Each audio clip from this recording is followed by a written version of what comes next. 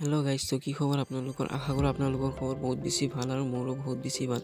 তো আজি আমাৰ স্কুলত আছিল প্ৰতিষ্ঠা দিৱস আৰু প্ৰতিষ্ঠা দিৱস উপলক্ষে আমাৰ স্কুলত এটা প্ৰগ্ৰাম ৰখা হৈছিল আৰু এই প্ৰগ্ৰামত আজি কি হয় মই আপোনালোকক এইটোৱে দেখাম।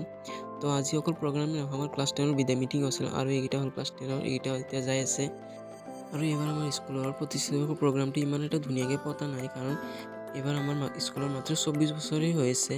কিন্তু নেক্সট বাৰ অলপ ডাঙৰকৈ পাতিব, কাৰণ নেক্সট বাৰ আমাৰ স্কুলৰ 25 বছৰ হ'ব। মানুহ ইয়াত কম দেখা পাব, কাৰণ আমাৰ ব্লগটো অলপ দেৰি হৈছিল, কাৰণ আমাৰ ছাৰে আমাক বাহিৰত ওলাব দিয়া নাছিল, যাৰ ফলত আমি দেৰিকৈ ব্লগটো বনাব লগা হ'ল। তো যিখিনি পাৰোঁ মই আপোনালোকক দেখাই যাম। এইখিনি হ'ল আমাৰ স্কুলৰ ষ্টুডেণ্ট, চাওক। আৰু এতিয়া আমাৰ কি প্ৰগ্ৰাম হ'ল মই আপোনালোকক সেইটোৱে দেখাম।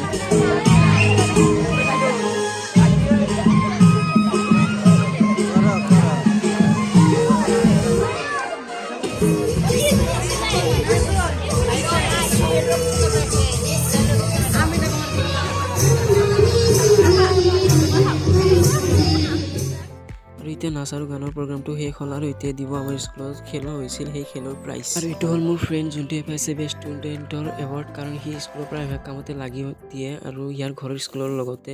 তো আজিৰ ব্লগটো এইখিনিলৈকে আছিল, আৰু ব্লগটো ভাল লাগিলে লাইক কমেণ্ট শ্বেয়াৰ কৰি দিব আৰু ছাবস্ক্ৰাইবটো কৰিব নাপাহৰিব। বাই, দেখা পাব আকৌ নেক্সট ব্লগ।